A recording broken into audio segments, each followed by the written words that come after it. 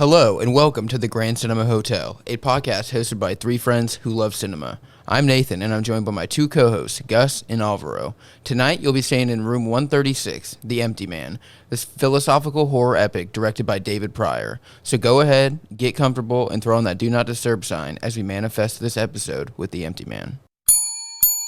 On the first night, you hear him. And on the second night, you see him.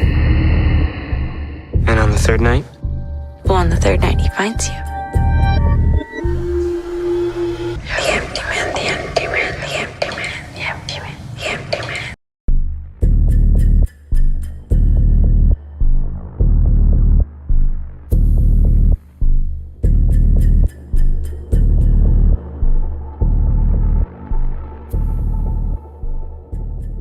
What's going on, all you tulpas? Thanks for checking back in the Grand Cinema Hotel. As always, if you're listening on the YouTube, go ahead and smash all those buttons, leave a comment, show us some love. If you listen on any of the podcast listening apps, subscribe for notifications so you get let know when we drop a newest video, which takes us to the newest installment of our Elite 8 horror bracket, the final films, The Emptyman, a absolute banger, super good movie, very unique. Do we want to go ahead and talk about the first time that we saw this? Yeah, all right.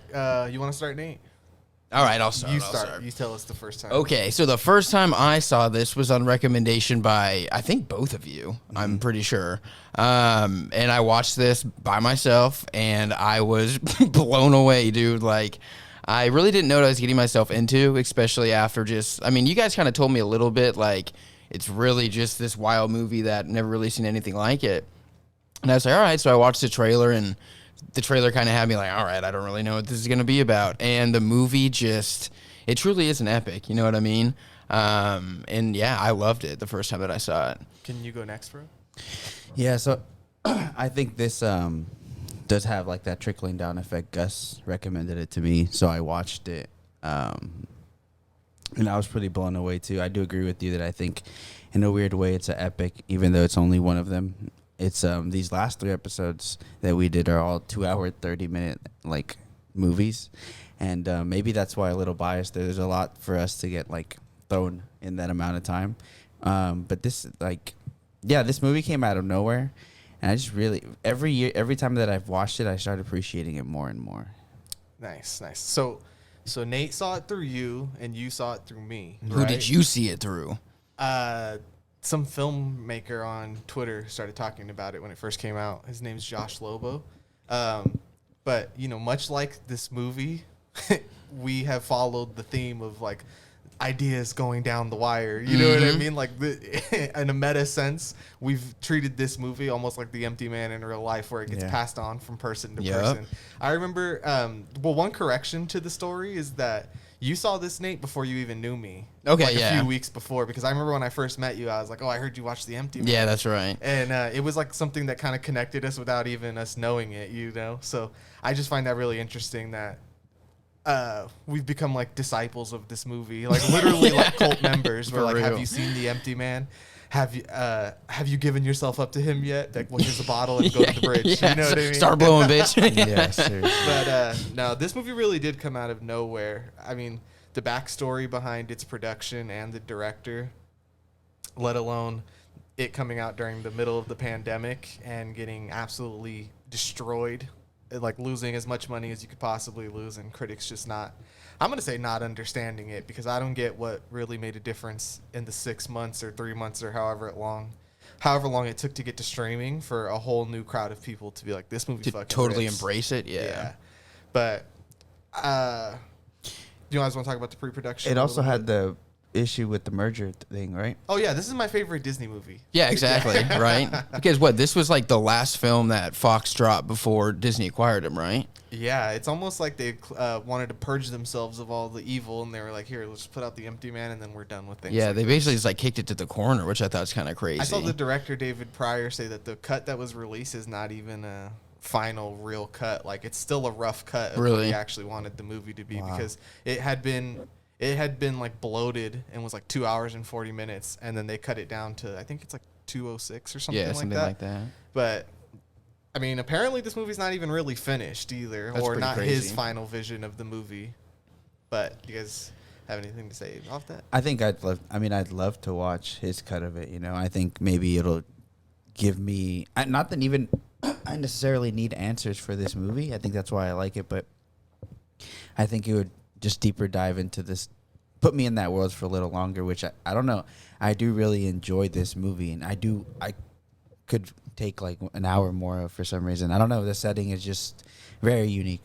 Or what if it was like a 4-episode miniseries, like 4-hour-long episodes? You know what I mean? Yeah. Like, it kind of does give me that feeling of something like The Outsider. Yep. Or, mostly The Outsider. I don't know why, but that's that's a short series that gives me a similar kind of vibe to The Emptyman.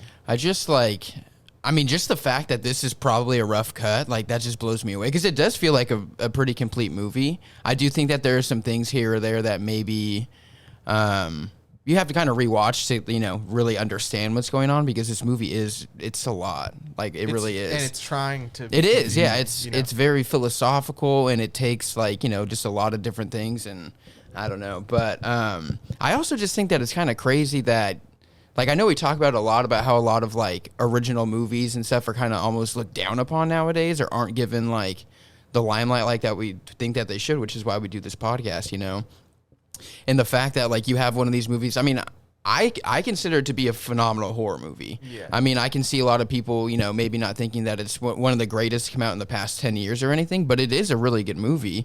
And to have it be so original and so ambitious and just get kicked to the curb like that, I just think it's kind of brutal. So have either of you guys looked into the comic book that it's based on? Very briefly. Just on the research, but I didn't like look it up or anything. Because there's not too much. Where it's like, what is it called? It's called The Emptyman, Yeah. but it's a pandemic. So I found that to be quite interesting that they chose to not take that angle. And I guess it worked out, right? Because if they had made this movie called The Emptyman and it was about a pandemic, and then it just so happens to release during an actual one, like I just feel like it would have been Too on the nose. It'd be like one of those movies where you're watching them and they're wearing masks and stuff, and they're like, "We're living through a plague." Yeah, but they don't exactly. say it's COVID. You know what I mean? Yeah.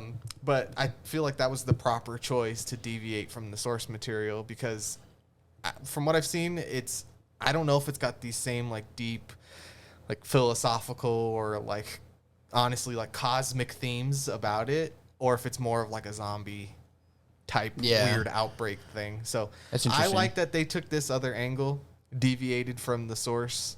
I had never even heard of the Emptyman comic book before this. Not like I'm some, aficionado of comic books or anything, but I keep my ear to the ground, and I had never heard of the Emptyman before. So I just found that quite interesting that it is source material, because even when you watch this movie in the opening credits, when they're showing all the production companies, it's made by the original comic is from Boom Studios or whatever, and they have an intro as if they were Marvel. You know what I mean? Where it's like every comic book from their most iconic heroes, and then you pan out and it makes the Boom Studios logo, and Tight. it kind of just felt like, yo, you need to chill. This is like when Universal put out the Mummy and they had the Dark Universe logo, and then they never made another one. Damn, dude. Yeah, so it kind of, it stinks of IP when you're watching it, but it just doesn't fucking feel like one at all, which I find very interesting, because it's not that comic book movies, like, once again, it's not that comic book movies can't be good. I just feel like they're not as original as something like The Emptyman. And I think it's because it's so ambitious, and it's like 4 different movies at once. It really is. Like it's everything. It's every different type of horror like jumbled into one. It almost feels like. I think maybe because like Boom Studios is kind of like a Boob Studios. no Boom. I'm not even trying to be funny. It literally I thought he said Boob Studios.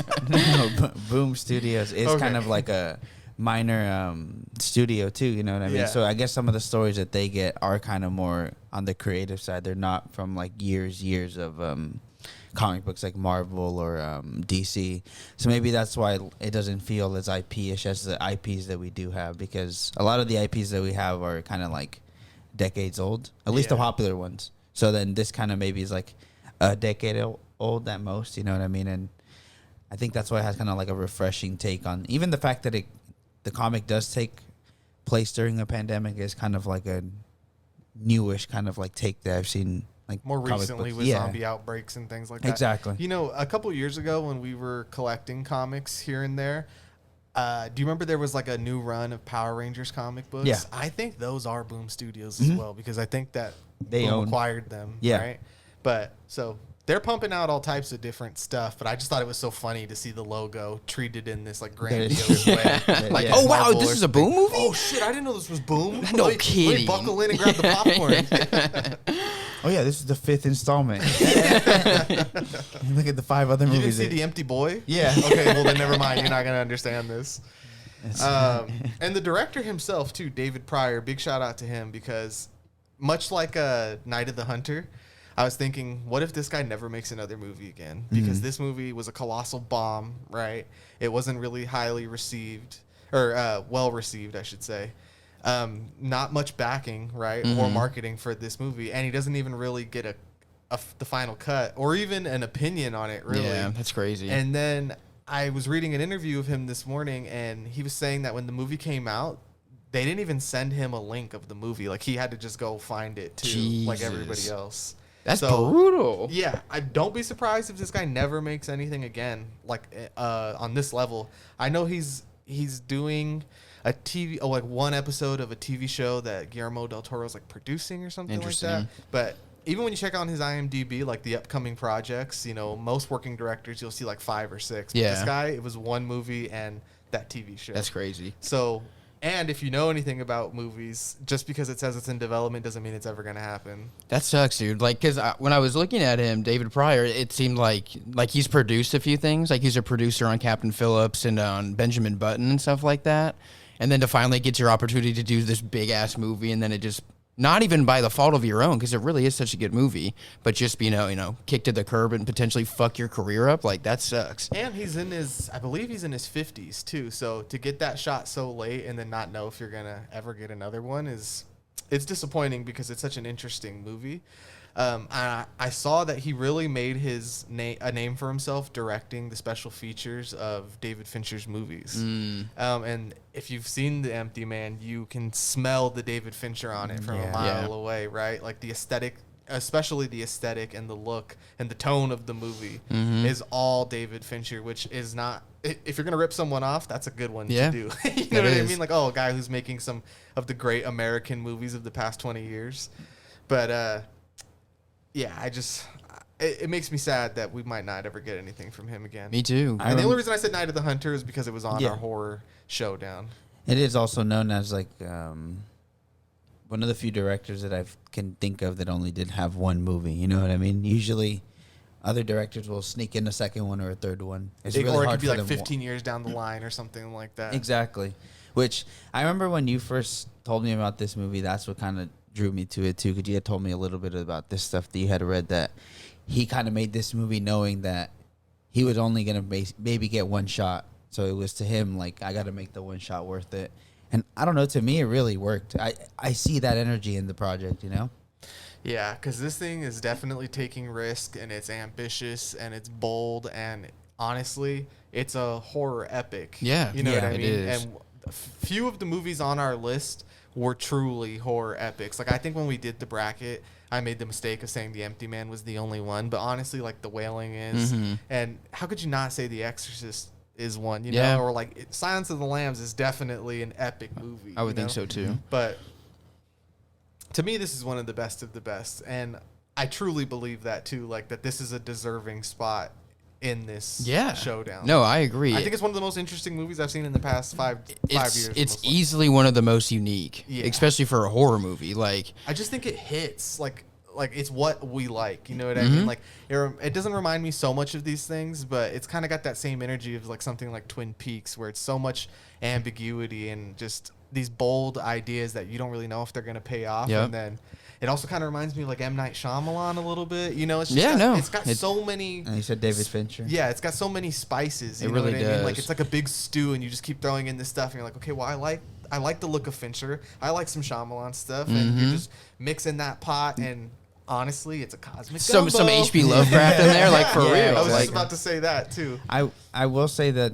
I was always really excited to do this episode, just because I felt like this was one of the ones that not only are we championing it because we feel like it needs to be shouted out, but I genuinely think is really genuinely an underrated gem that a lot of people need to watch. Yeah, I mean, people hopped on this movie pretty quickly in the film world, and that's how I had heard of it. But it's only been a year or almost 2, so it might seem like we're late to the party, but there's still so many people who haven't seen this movie. So I guarantee someone who is listening to this podcast right now, anywhere in the world, has maybe not seen this movie, you know? So please go see this. I beg of you, For as real. a disciple of the Emptyman. And before while we're still kind of talking about him as a director, like his ability to make this story make sense on first viewing, I think is really impressive, because I think that this could have been a movie that's easily you could miss, and it could be totally shitty and just make no sense. But I mean, his directorial view, like it really worked for this movie. I want to, I guess, bounce off that because like. You had brought up, Gus, too, that like this cast feels like I've never seen any of these people before. But because I like this movie so much, that's how I know the writing from the director is really good, or the direction that the director has. Like, he has a lot of power. Why we like shouting him out in this movie specifically, because the actors aren't necessarily great actors, but it doesn't deteriorate from the story whatsoever. Like, it's still a believable, or whatever you would call it, I guess, bound in that realism of the movie. Like, it still all makes sense. And I think that kind of bounces over what you're saying. Like, that's all him, the director, I think. Yeah, the cast, I mean, our biggest star in this movie is James Badgedale, and if you know him, you know him. But I would never like put my nose down at someone who didn't know who he is, you know. So, but I think that this is a truly great performance from him. I do agree with Ro that I don't think that this movie is really relying on the weight of the performances of the actors. Like, that's not exactly what they're here for. And honestly, with the themes of the movie, they are kind of just pawns in this game. It really it makes sense. Kind of feel that way. Like, upon rewatches, it's like I understand why it's always good to have incredible performances from every actor, and I mean that's what we love about so many movies. But in this one, due to the actual like concept of the movie, I can understand why maybe I don't have all these feelings for these other characters. Yeah. Especially once you get to the reveal of what's going on with our main character, that it even asks you a bigger question, and not a spoiler alert, but comparison would be like the end of the third John Wick movie where he's looking around and it's like, wait, is it everybody? Wait, hold on. What the hell is going on? Am I the only quote unquote regular person in this world? So, yeah, I mean, I just think I can't stop talking about how much I love this movie, but what else do you guys want to get into right now? I'll keep talking about what you're talking about, like with the cast and stuff, because I mean, yeah, like I think James Badgedale, who plays James LaSombra in the movie. What a name! What a name! Iconic name. How could you ever forget James LaSombra? What a fucking name! But when I was reading, like when I was looking at people's reviews of this movie, I know that some people were saying that they thought he was almost acting like he was in a comedy or something. And like, I didn't really get that, but I do kind of like get a sense that like he seems like an everyday person, and he almost just kind of seems like he's just going through this world, and he's just as confused as the audience is. And like, I think that like what you're talking about with the reveal towards the end, like that's what really works. Like, you know, you don't need a super big like rock star like a Leo or, you know, a Tom Cruise for this kind of movie. You need somebody who's more like an everyday background character. You know what I mean? So I think that it works. That's a great point. And I think maybe, not to say that James Badgedale is lacking in any acting skills, but because he has been more of a co-star or background character in a lot of the films that he's been in, you don't have this idea of him in your head of how he should act, or like if it was Leo or Tom Cruise or something like that, you're like, of course he's gonna win at the end. Or he'll reverse whatever is going to happen, because we just know how it is. Like, Tom Cruise hardly ever stars in a movie where he's the bad guy or something bad is going to happen to him. But someone like James Badgedale, they're going to have these really interesting performances where they're willing to go wherever because they don't have the ego of these big actors of like, I'm not fucking doing that. Yeah, exactly. You know what I mean? Like, that hurts my image if people see me vulnerable in a movie, and we don't have that at all. So I just think we have a crew and a cast and a crew that are just really here to sell this movie, and I think they do a phenomenal job doing it. I think so too. I agree. Diving into the movie a little bit, before we really get started on that, can we talk about how this is like 4 different movies and the types of movies that they are? Yes. Because like we talked about in the Exorcist episode, great movies have to start in other places. Yes, Yeah. they do. They really do for whatever reason. So You our movie have starts to. in Bhutan, right? Yep. Yeah. And we kind of have like, what would you say? This is like the descent portion of the movie, Almost. something like that. Yeah. Or do you have, or like the ritual. So, like- or think of any movie where people go hiking and Yeah, they stumble upon some evil. It reminds me of that, and then when they get to the cabin, it gives me like almost like Evil Dead vibes, kind of. Just like see what you people mean. locked in But a not cabin. slapstick. Exactly. And then and then it turns into the creepypasta Slender Man movie, Mm-hmm. the Schmegma Man. The Schmegma Man has made a reappearance. You said bring it up. But it does really turn into this creepy pasta, like kind of shit teen horror movie Yeah. and this is how it was sold too. Like, so when you watch the trailer, like you said, Nate, it was marketed like it was going to be the Bye Bye Man or the Slender Man. Or like the Bloody Mary mythos. Like, you know what I mean? Yeah, You call so- on this evil and it will come, but I think this is a little better than that because Yeah. the performance of the character Amanda, I don't have her name in front of me, but she gives one of those all-time creepy teen horror performances, right? Sasha Frovela Yeah, is her It's name. always the bowl cut. Yeah, it's always the Yeah, bowl don't cuts. Make trust her- that Make shit. him creepy, give him a bowl I cut. thought it was Will from Stranger Things.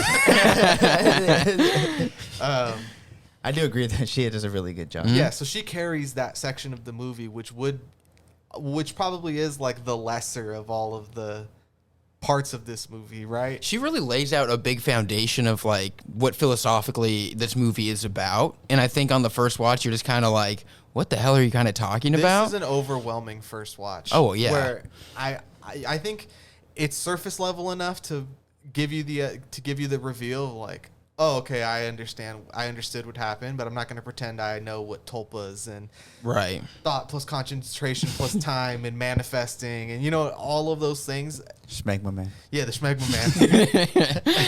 It is a lot to understand. It's a lot to understand, I feel shafted by the end of this movie. Yeah. I think it's a lot to really deal with the first time, but upon rewatches and when you can really sit there and think about each individual part, is when it starts to reveal itself as kind of being obvious, honestly. But that second part is really exposition heavy. Yeah. It's like, let me dump this on you. Especially compared to the prologue, the opening scene, like the first 20 minutes of the movie, like it is really totally different. So And the overall, it's like a detective movie. Yeah, I mean that's where it has the Fincher vibe to it, where our character he's an ex-cop, but it's following the Seven or Zodiac Exactly. type look. Or go ahead. No, I was gonna say that, and like even the score kind of bounces to that. Like it sounds like pretty it'd be. good. Yeah, It is. I noted it on this watch, but I was gonna say the score plays to that. Like it's very on not thriller music, not the ones that you find slasher horrors. It's more like something you'd find in a David Fincher movie, It's more revealing than abrasive sin. like Prisoners. Yes. Yeah. Oh, that's another good one. Because I wouldn't exactly call it a noir, but No, but it is always No, raining. Yeah, like detective and rain doesn't always equal noir, But a little but bit. it kind of does. Yeah, but it kind of does. That goes back into the movie being a lot of different things. Like it's Yeah. almost a little bit of everything. So after the creepypasta Slender Man type aspect of the movie is when it becomes like I haven't seen this movie, but I've seen the trailer enough to I feel like I understand what it's going for. I would say like A Cure for Wellness or something Okay, like that. yeah. Or think cult movies, you know? Exactly. And then the ending turns into, I would say, like cosmic horror. H.P. you know what I Lovecraft mean? crazy Like, shit. Yeah. The Like Witch. exactly. Like you have your full supernatural horror twist, and it just devolves into, I don't want to say madness because the movie is it's honestly quite subtle at the end. Mm-hmm. But it just has that, I don't even know what to call it, but just that climax of like, you're fully into the shit. And Yeah. that there's no way you're going to dig your way out. You of it can't at this escape point. whatever this is. It's Yeah. unescapable. Mhm. Yeah, but it is kind of subtle, no? Even though More there's subtle really than it could gnarly be. shit going on. Yeah. I did kind of want to go back, I guess, to the prologue a little bit because Yeah, like we can this break down each yeah. part. I just wanted to talk about them because it's kind of crazy that it's Like 4 four or 5 different things. movies. different Yeah. type. No, that is true, but the prologue is like 22 minutes. I counted it yesterday. I did really find it interesting that it seems like the prologue in its own way is a short film, right? Yeah, they all Yeah. kind of feel like that, but that one even more than. That's the one where I'm like, I want to stay here. Because the conclusion, like, are we gonna go into spoilers already, or are we kind of waiting? I mean, we can. I mean, it's not like it's in the prologue, if you right? can't do this without revealing the spoiler, just go ahead then. It was just I mean, it's in the prologue. I don't feel like it gives anything. But I was gonna say the ending of the prologue, how it ends with her, like the bloodiness of it, is where it was like, oh, this movie's something else too. Like right there, it changed. It kind of had more of like I guess more of a slasher feel to it there, because I was watching it yesterday and it kind of like, oh shit, like it hyped me up. Be like, I remember this is some real ass shit. And then obviously you get like the skeleton, what it looks like, and then that's my favorite Disney character. Yeah. and I mean that's like there's so many questions just from that, you know. Be like, what kind of like, to me the first time I saw it, and maybe it's just from the thing Snow, you know what I mean, like what kind of alien thing is this? Yeah. Well, it's obviously inhuman, but it's also from what I saw is that David Pryor wanted there to be a lot of subtlety in this movie, so it's abnormal, but like you said, you're not 100% sure. Like, I want to say this is an alien, but maybe this is just a human that's taken the next step in evolution or something like that. You know, it doesn't really give you a straight up answer. Is it a demon? It's not as or obvious as a demon, gigantic spaceship in the snow. No. Yeah. But that's like you just get the really big hand, right? And then it kind of has like It's got a bunch of arms, right? yeah, Yeah. it's got a lot of stuff going on. It looks like it has a spider's structure, like a human with this. Imagine Spider-Man with 8 arms, like they always talk about, right? And that's kind of like what you're kind of saying, like or it could be an ancient creature, you know what I mean? Like And even older than, like not alien, but older than that, yeah, than from that. original Earth. This is the OG. H.P. Lovecraft's part of it, you Yeah. know? Like it's a kaiju. It's cosmic. Yeah.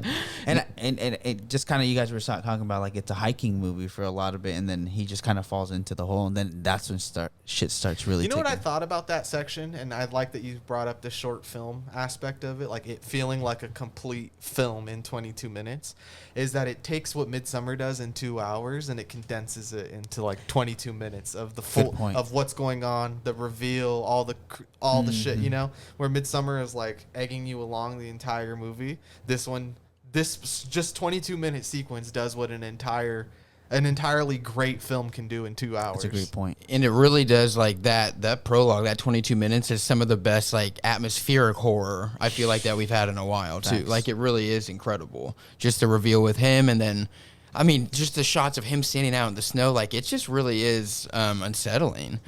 Yeah.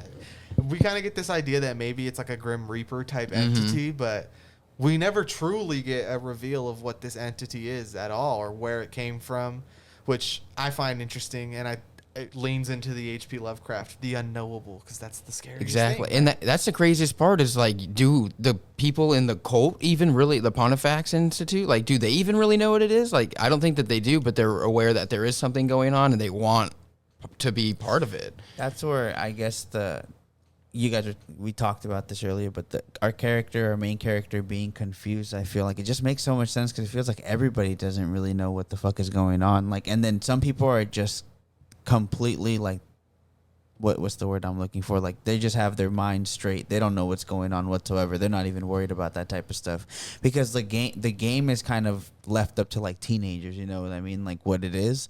So it seems like a lot of the world isn't even really thinking about that, but this detective is tapping into something that really is like, if this was real, it would be like confusing as fuck. Like I wouldn't know how to tackle this. I think what this movie does a great job of is, we've talked about in other movies, sometimes the character that is supposed to be your point of view is not the main character. It'll be somebody else, right? Like a lesser character, and maybe that's why they get exposition dumped or whatever.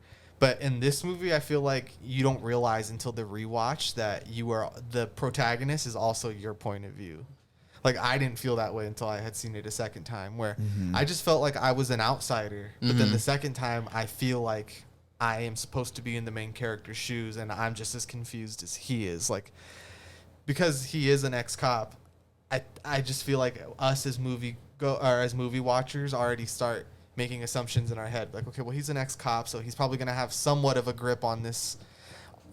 You know, maybe not the length of how crazy it's really going to get, but, you know, this isn't his first time doing detective work or something like that. But then on the second viewing, it really hit me that it's like he's just as confused as I am as an audience member.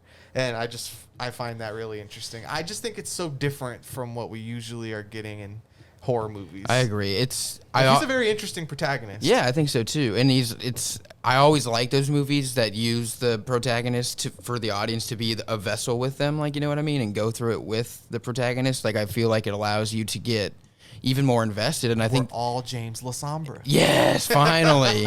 But like, no, for real, like, especially in a movie like this, I feel like it only makes sense to do it like that because it almost just, you know, like pulls the wool over your eyes even more. Like, it makes you a little even more confused. And if you were to step back and see it from a, you know, wider perspective, I don't think the movie would work as well. So it was a good choice.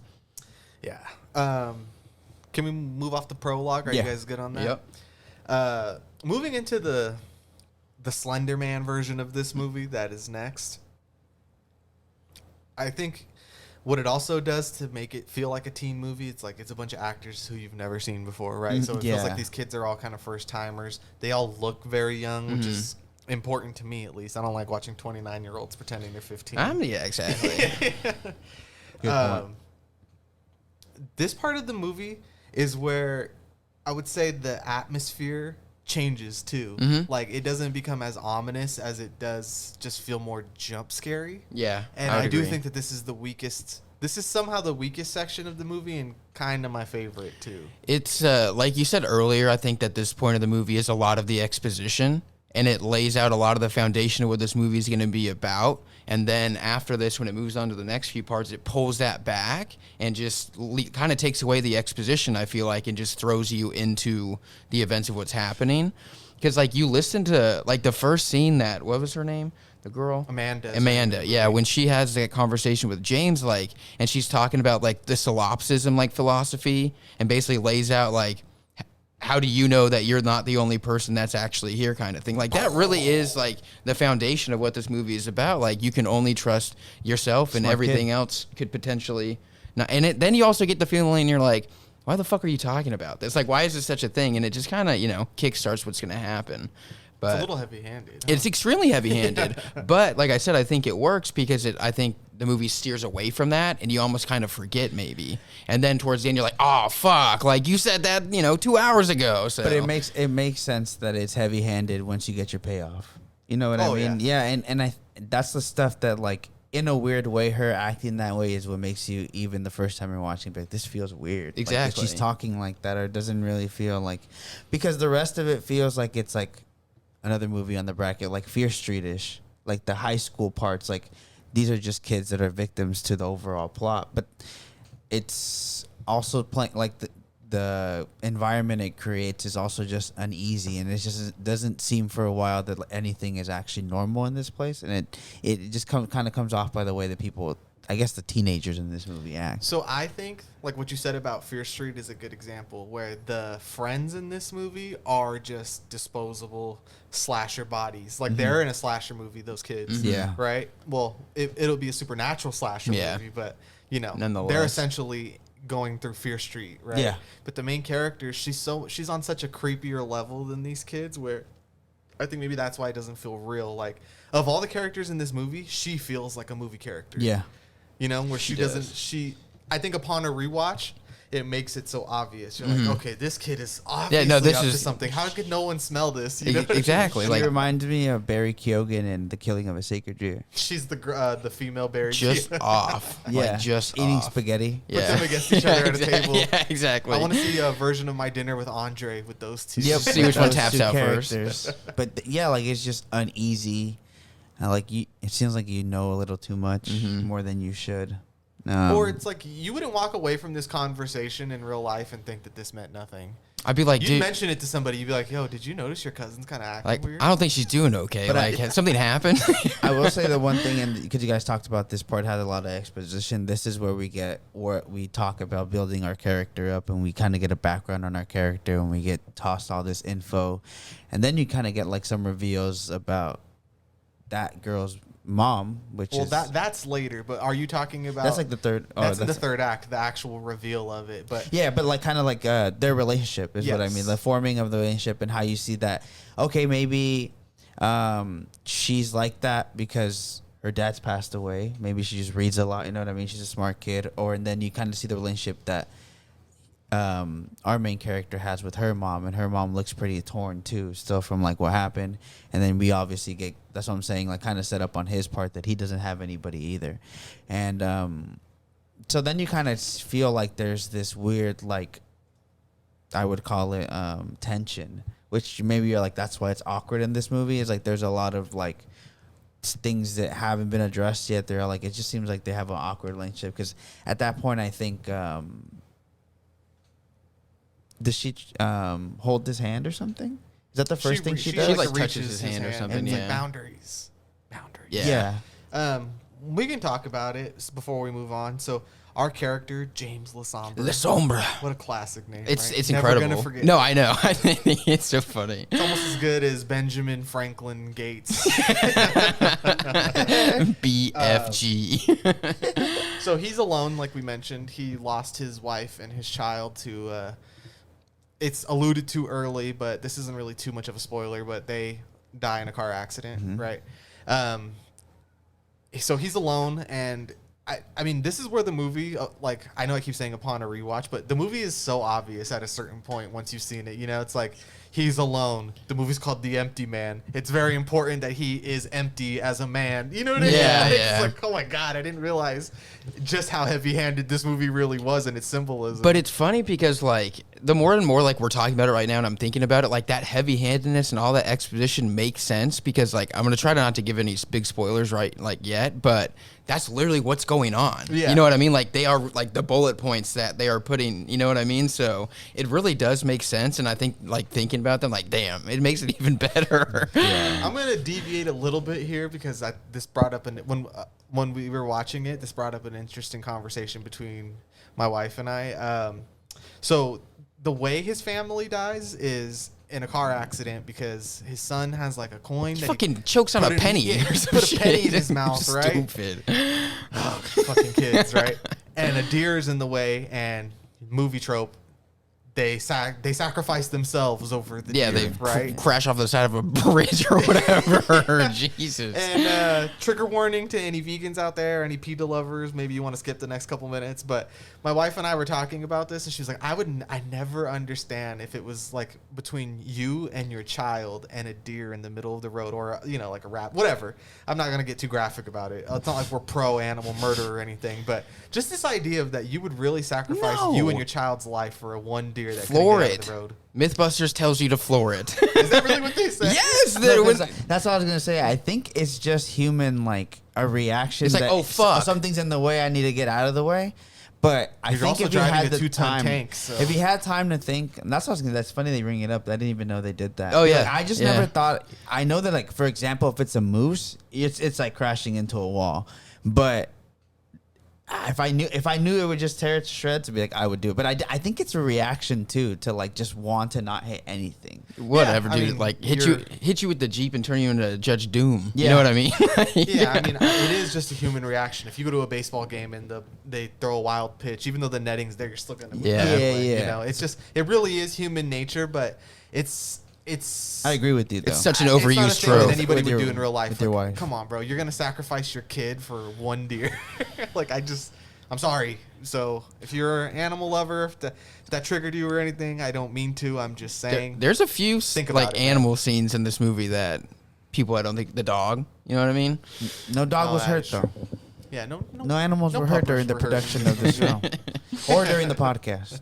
Yeah, we love animals. Yeah.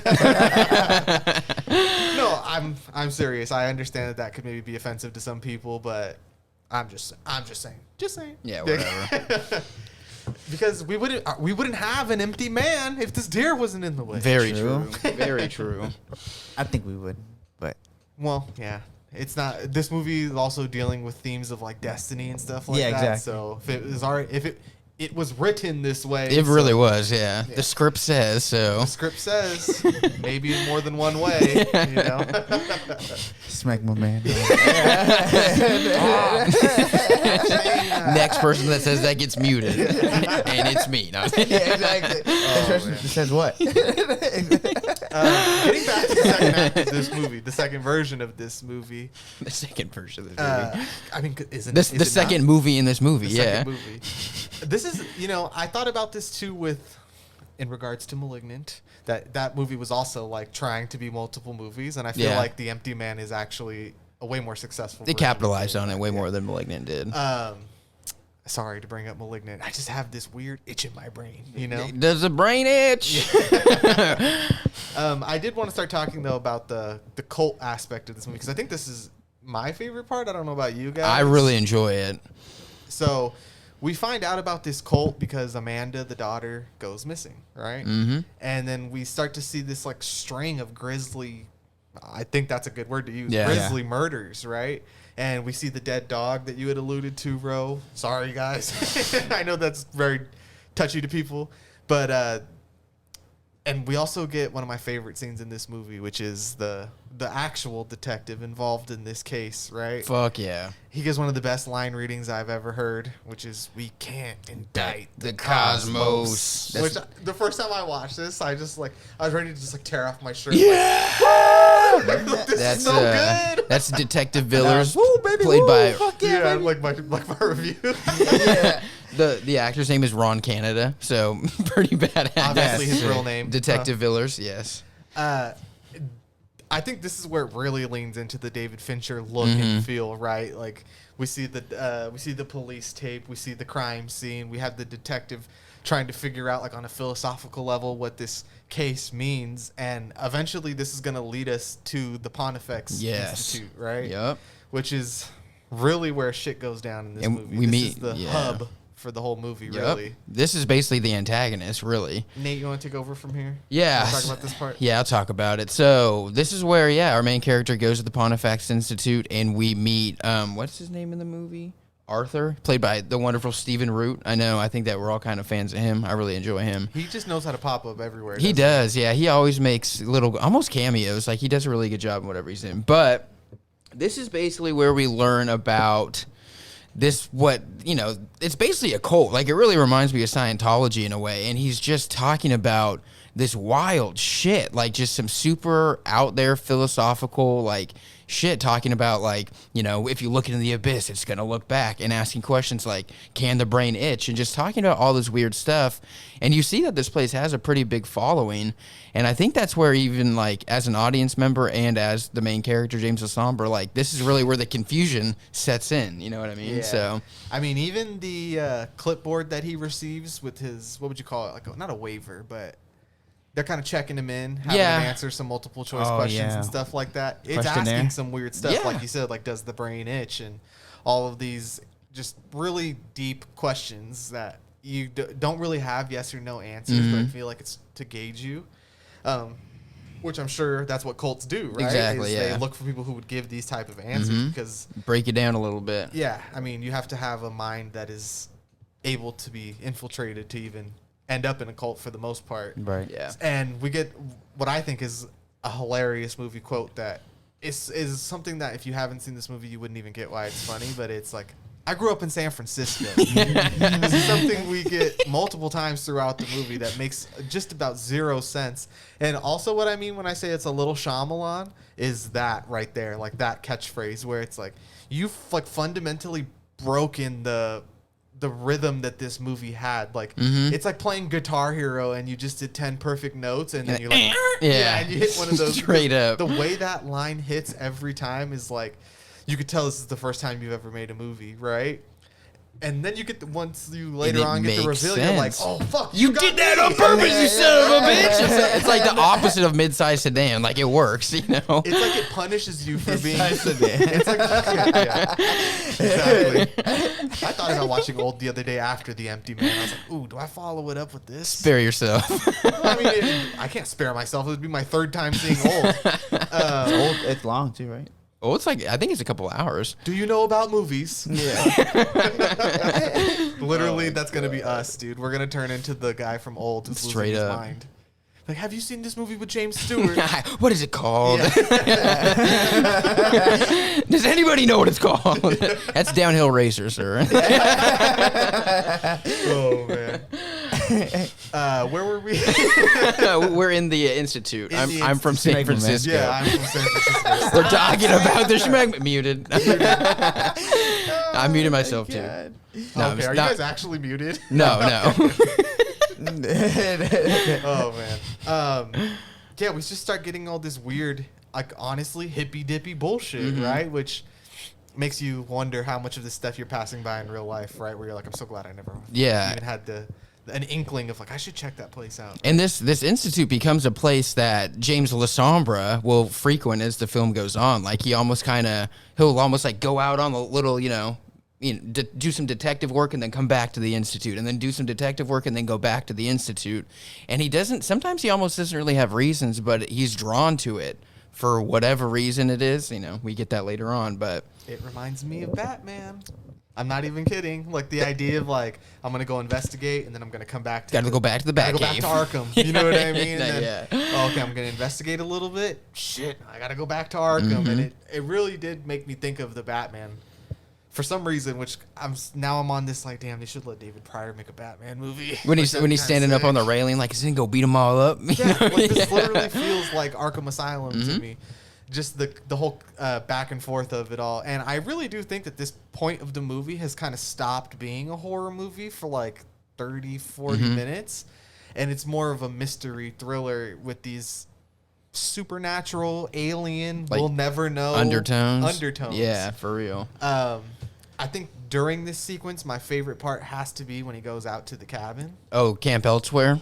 Yep. Is that really what it's called in the movie? That's what it is. Wow. Because the dude, he literally goes, he's like, oh, they took her to a camp. Or like, I don't know. The way that he says it is really funny to me. He's like, she's at Elsewhere or something like that. Oh, yeah. We had talked about this off pod. The actor, I forget what the kid's name Quentin is. Tarantino Jr. Yeah, but he looks just like Quentin Tarantino. And we were saying that he should, if they ever make a Tarantino biopic, that this guy has to play him. Quentin Tarantino, Robert Arameo. So that's his name. I don't see the connection. I don't either. I don't like the way you said it. It just rolls off the tongue. Arameo, Tarantino. Schmegma, man. We're going to get flagged. Stop saying that. You guys are pushing the boundaries. You're going too far. It's the empty man. But I do think that this is just like a really fucking cool part of this movie, and me and Ro have talked about this for a while. There's a sequence here where James LaSombra is doing his detective work, and he plays a VCR because you have to do that in horror movies. Of course. Manifestation 13. Yes, we're seeing Malignant. this crazy shit going down that reminded me of what's that movie called? Is it not The Fifth Element, but it's like the fourth kind or something like that, and it's like a movie. That's what it's called. Oh, with the owls or whatever. Yeah, that's the fourth kind. That's what that reminded me of, right? So I'm like, another movie where I'm like, this is just part of the cosmic gumbo of this movie. I just looked that movie up after watching this too, because it did remind me of. I was like, is the fourth kind? I was like, I remember being kind of scared of that movie the first time I watched it. You know what this scene also reminds me of is like, so after he watches that tape and the manifestation of that person in the video like drew that figure on the wall with blood, and then he looks over and it's in that same room and he's like, oh my god, it happened here. It reminds me of Annihilation.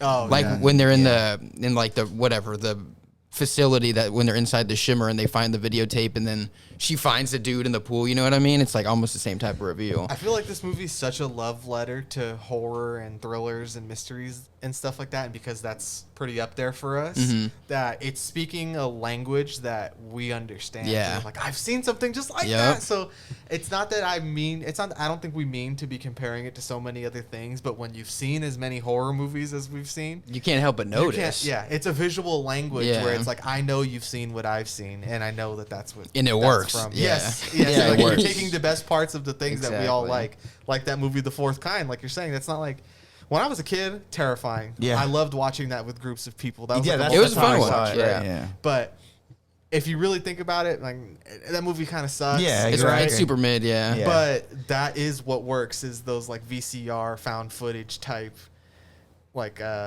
what would you even call them? Like sessions that take place throughout the movie. And then the one we have here in The Emptyman is phenomenal. It is. Like, I love the way that the dude looks. Like, he's just like this aura of light. He kind of looks more like Dr. Manhattan than he does like a demon or an alien of any And him like type. picking at the wound that he has or whatever it is. Like it's just like, oh my god. Like I want to see that movie. Yeah. You know what I mean? Even though I don't actually, please don't make that movie. But I'm just saying, like at this point, I'm so invested in the entire thing and like the mythos of it. Like I want to know all the Emptyman lore. But For real. unfortunately, that's not the movie we're in. No, it is not. We have to create the lore. Yeah. Oh boy. The other thing too was like the teddy bear, right? Yeah. I wanted to ask you guys what you thought that meant. Like, was it just we're watching you? I don't know, or if it just has to do with something like, you know, like I'm from San Francisco type thing, like some sort of weird like connection to Him? the manifestation. You know what I mean? So I'm not too sure. I think it's adding to the eeriness because I mean, when we get like when he sees the folder with all the stuff that is like, what the hell? Even the coupon that he gave away, like, I just feel like it's in the first time when you just get the door, it's like you're being watched, and then it's a confirmation of like everything you do is just a plan. I feel like we're confusing people more than the movie was itself.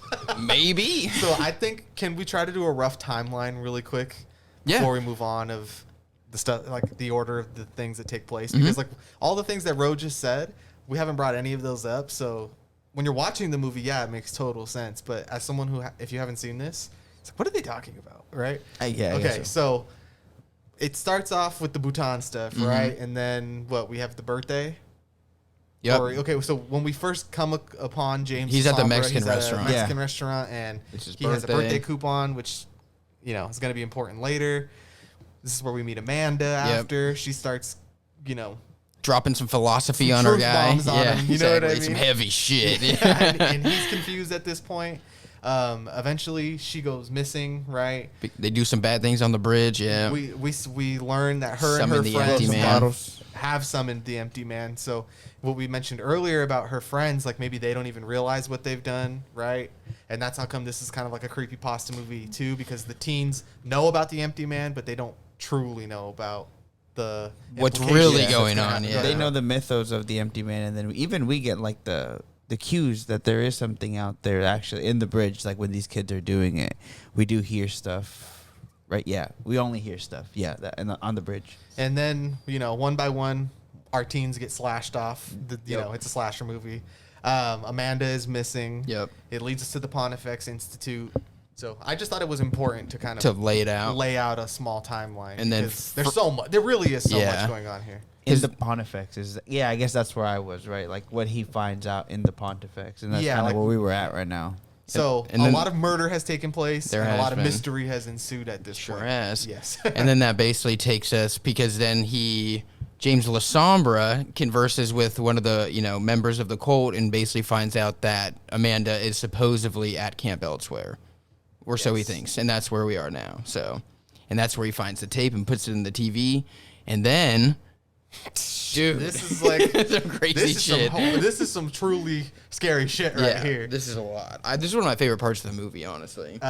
Go ahead. I'll give you the honor. Yeah, so basically, I mean, he's kind of walking around. He leaves the bunk, and he's like walking around, you know, the Exploring. camp. Yeah, you know, searching for clues as a good detective does, and it basically leads him to like a group of maybe like 100 people that are like, what? They're around the fire, aren't they? Yes, and this Worshiping movie, Payman. this becomes like cosmic too. Like the fire is obviously acting in ways that are not possible. It's like it's spiraling and becoming Turn like a tornado almost. 50 feet Yeah. tall. Maybe. Yeah. James LaSombra, which we haven't mentioned, is throughout the movie that he takes medication, and we don't know why. But on the night that he doesn't take the medication, we start to see him kind of, you know, slip from his Lose it a little reality a bit, bit, yep. right? And we're seeing trippy shit in the sky.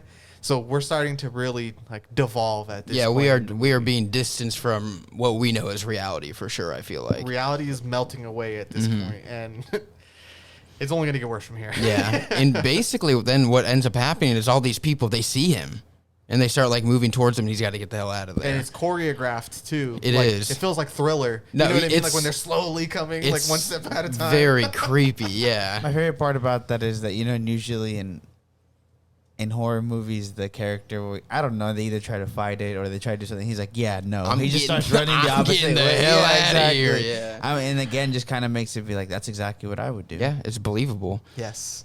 Me and Ro were talking about this. We've talked about this before on pod about the idea of like, there's certain things that just wouldn't happen to me in a horror movie because I would know I'd to be just gone. leave, Yeah. right?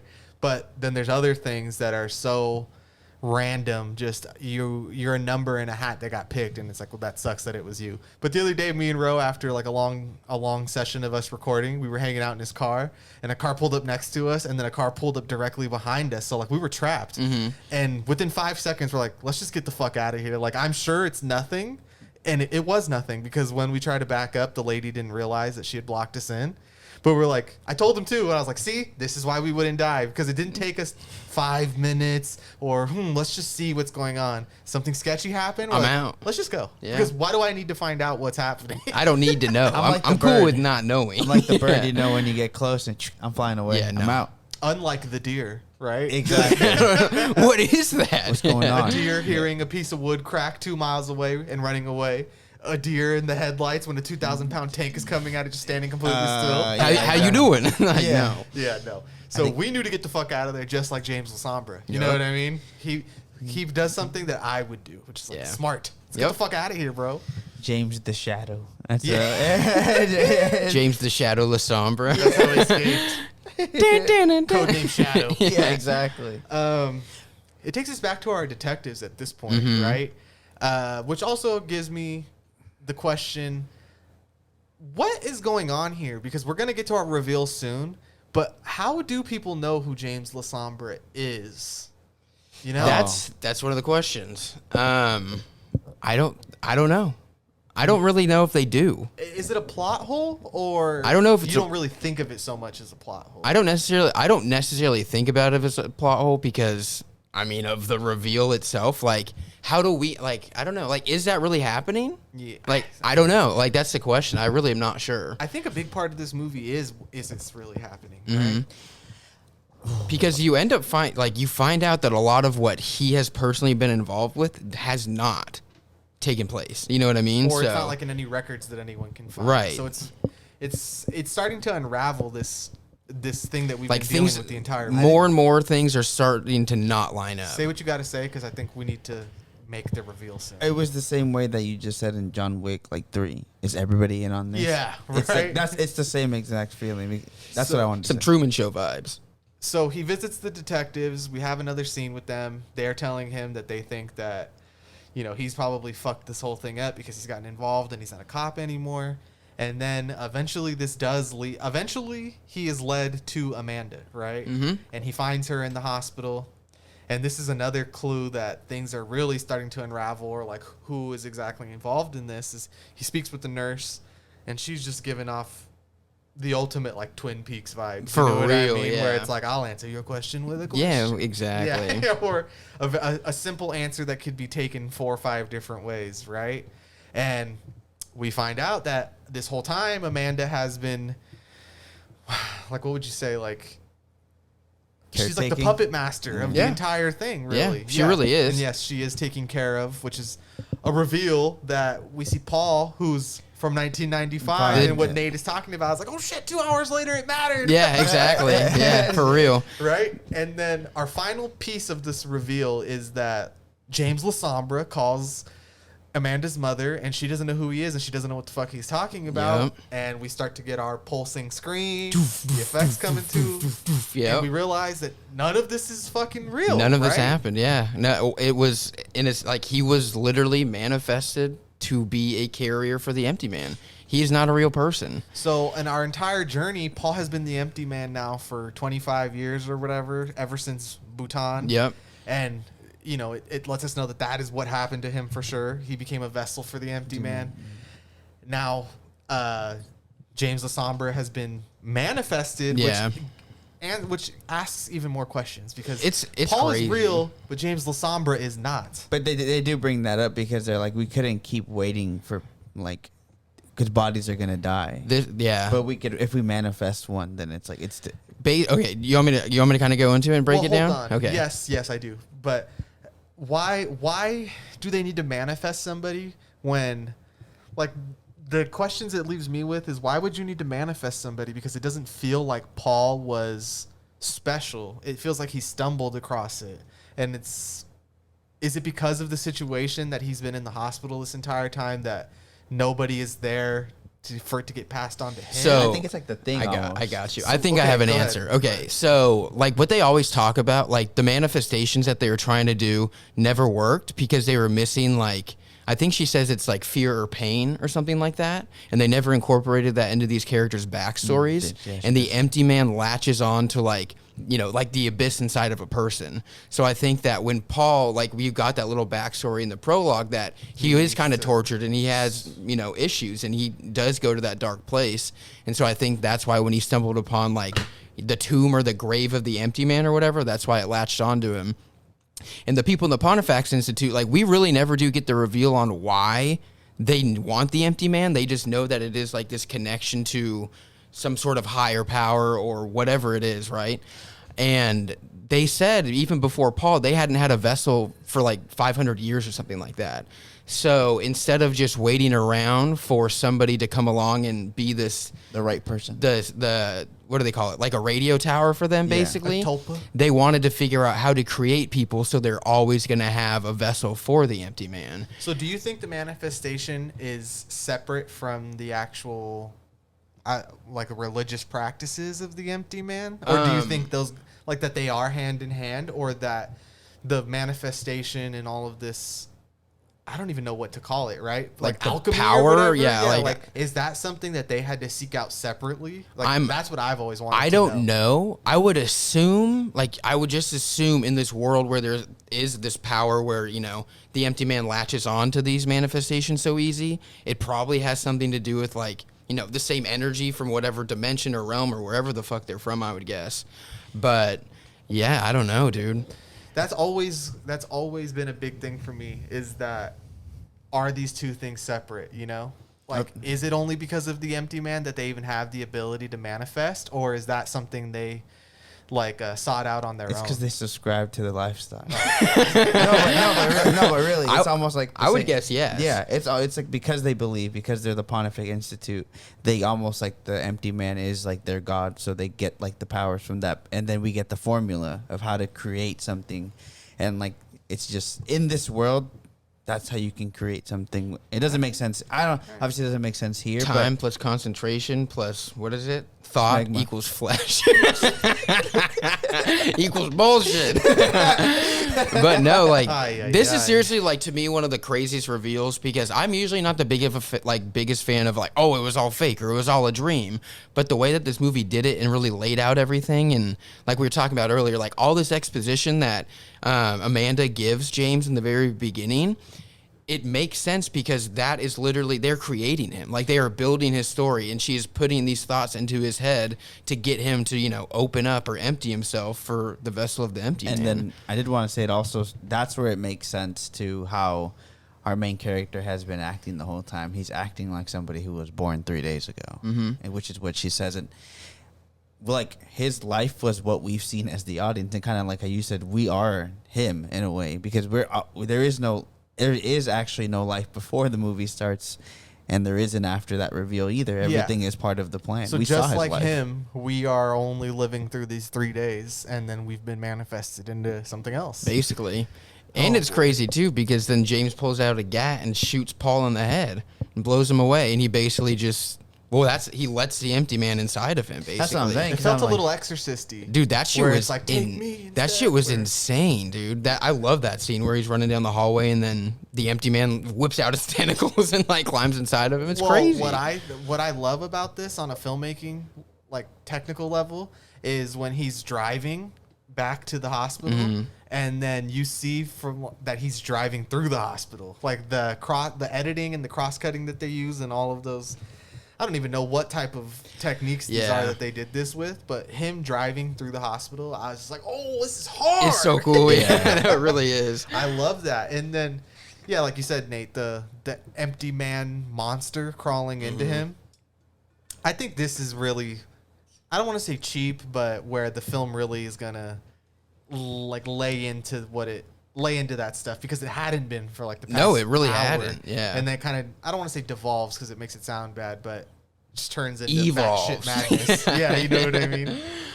Oh my god. We even get little small reveals like how he has been him the whole time too, like in the room where he was in when the empty man was in it too. Now it's like, now when he thinks about it, it was like, oh, I was in that same spot. And then he's like, everybody heard him before when he was just a shadow as the empty man. Like if you hear make a sound. And then I thought all those sequences were really cool, like kind of just to like remember all the stuff that happened 2 hours that I just showed you. Be like all of them, the clues were there the whole time. Yeah. It's pretty tragic too that none of this is real at all because his backstory is just so fucked. It is, and that's what they had to do to be able to get a person to become, a person. We probably should mention that though, that Amanda was like the leader of this session group that manifested James. So like we had mentioned earlier, when he finds this folder with all of this personal information, that he's like, how could they possibly have gotten that? And how we were talking about how it's kind of meta too, and the way it was written, Yeah, right? exactly. Is that they literally created this character by finding just all types of tragic things that happened in the world. So they picked his backstory to be that he's from San Francisco, and that's why that's the only thing he can remember, or the high school that he went to, or you hear a tragic story about how a mother and a son died, and then okay, well.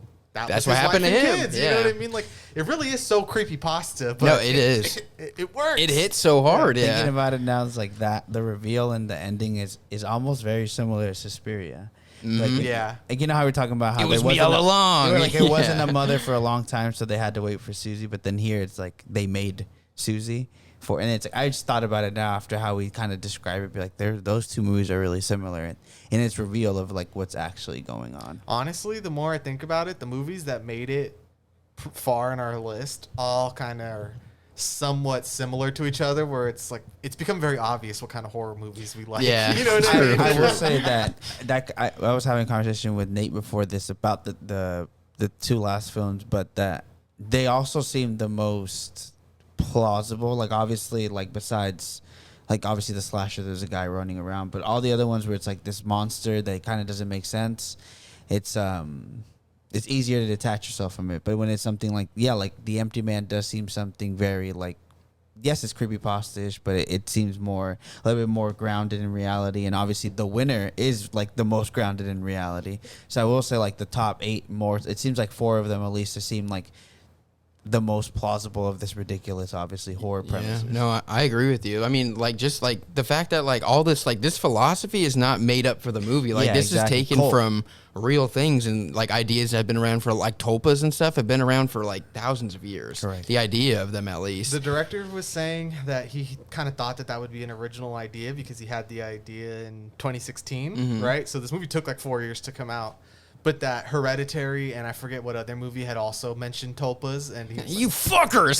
This is my idea. like, well, he should know he's writing this movie about the Empty Man. He should know if you put a thought out there, someone else might take it. Somebody might hijack it. Where do thoughts come from, bro? It's a pool of consciousness, my guy. In the marketplace of ideas, he sold his idea on accident. Oh man.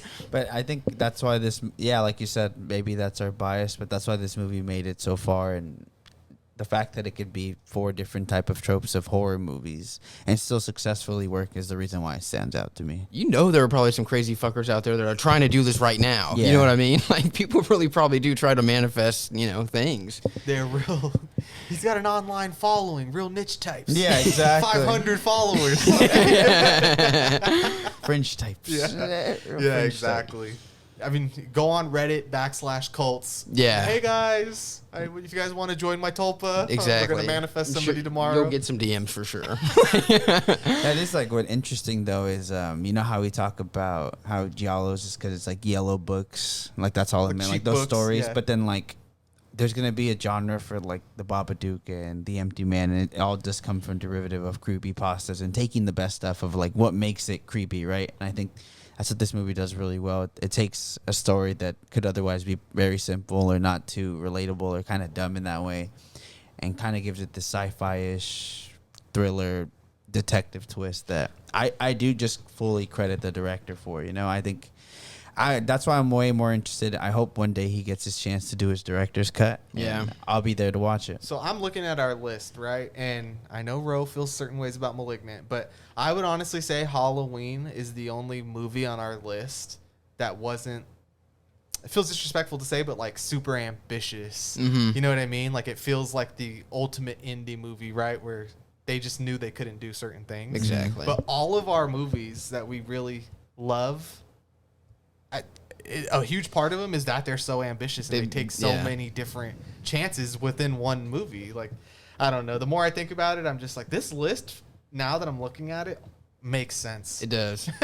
It does. We like movies that do the most movieing. You Well, know what I right, mean? and they gotta have a little bit of everything. Especially when you compare it to like a bunch of other movies, and like a lot of these movies are like a lot of these other movies that are on here. So when you get that movie that just goes above and beyond and like puts in that extra effort and the storytelling and the grandness of the whole, you know, the tale, then I mean, I think it stands out. I just think we love us some cosmic gumbo. Yeah, it's a cosmic go, and bro, you can't indict the cosmos, bro. Yeah. It's destiny. It's Like- destiny, man. The Empty Man was gonna. Yeah. Aren't you listening? There is no Brad. I'm sorry, I'm from San Francisco. Oh boy. Damn. That is a good point, though, that each one of the last 8 does have the best of like all the other 56 that we Whatever, talked about. whatever other amount. Yeah, We're not here to exactly. do math. quick We're here to math. podcast. Yeah, exactly. 64 minus 8, don't ask. Yeah, I mean, these have all the like even Halloween. It just seems like that was our shout out to, like you said, the best of indie horror films, Execution. those B films. That's what I would say. Yeah. Like, I think Halloween is a perfectly executed movie, but I don't want perfect. You know what No, I mean? yeah. I like messy shit. Yeah. And so many of these movies, it's like, bro, you're taking so many big swings here and involving everything. And like, I feel like every movie on that list was made like they were never gonna make another movie. And what's scarier than something convoluted? I don't understand. I just don't get it. Scariest part is it made no sense. Shit is making. So it could happen to me. Is You know, making something that doesn't make sense could happen. Yeah, you know, like I don't know shit about a lot. Like, shit, I'm susceptible. There's so much I don't know. It's like, wait a minute. You're making my Are brain my memories itch. fake? Yeah.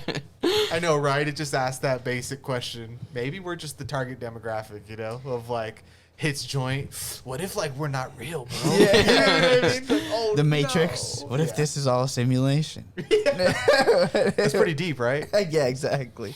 But yeah, I mean, obviously we're getting close to our closing thoughts here. Oh yeah. I mean, I forgot already. Yeah, I was like, and I was gonna say, do you guys have anything? I mean, yeah, I'll just say that, you know, what we've basically been talking about is the fact that this movie is super unique. It's super ambitious. It reminds me of a lot of things, and it also reminds me of nothing as a whole. Like, it really is a very, you know, standalone kind of movie. And if you want something that is a little more epic and not super predictable, then this is the movie for you. So, Yeah, for sure. I second that. I think this is a great film in terms of, I'm just going to keep saying it, the cosmic. You know what I mean? Like, this is one of those why me films where it just, I don't want to say it has a bad taste, but it's got that attitude of it could be any one of us, you know? And I feel like that's something that works for everyone is like we were talking about and just joking, like, what if I wasn't real? How would I know? Exactly. You know what I mean? Like, it just, that always works for me because I guess I'm smooth brained or whatever. Like, but I love me some Lovecraft, and this reminds me of that. I honestly think this is one of the best H.P. Lovecraft type movies. I that would agree with exist. you. I think that is a well that needs to keep being, you know, taken from. Yep. Just keep giving me the fear of the unknown and the spacey, ancient, interdimensional. The ancient who ones. knows, Yeah. right? It always reminds me of George Lucas. They're not aliens. They're interdimensional beings. But I just fucking love this movie. And Yeah. I'm glad to be a disciple and give my life over to the Empty Man. So please see this movie. For So I was real. gonna say, I'm glad that we are doing the Pontifexes. Like, we're the Pontifexes podcast. We're broadcasting the message. Exactly. Go check out the Empty Man. We're on the Empty Man's payroll. Yeah. Yeah, exactly. You would think I don't want to get got. You would think that he's a podcast on the payroll, but yeah, I mean, this movie is highly underrated. I think.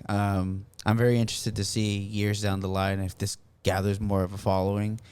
And yeah, like I said, I do see his cut of the movie. I am very curious to see what didn't make it in or what he thinks they butchered for him.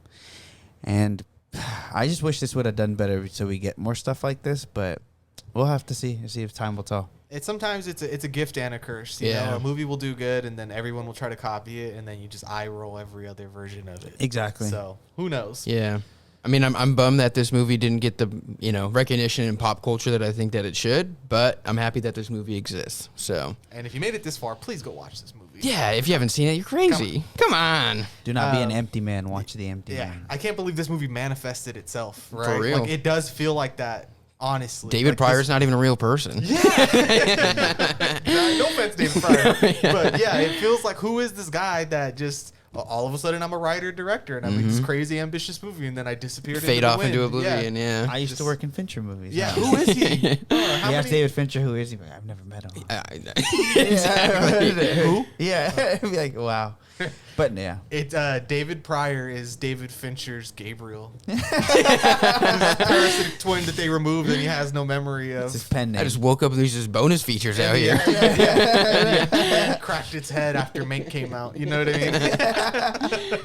Oh man. All right, so I think that That wraps that up definitely is gonna end this. wraps right? up the Schmegman, man. Yes. Goodbye.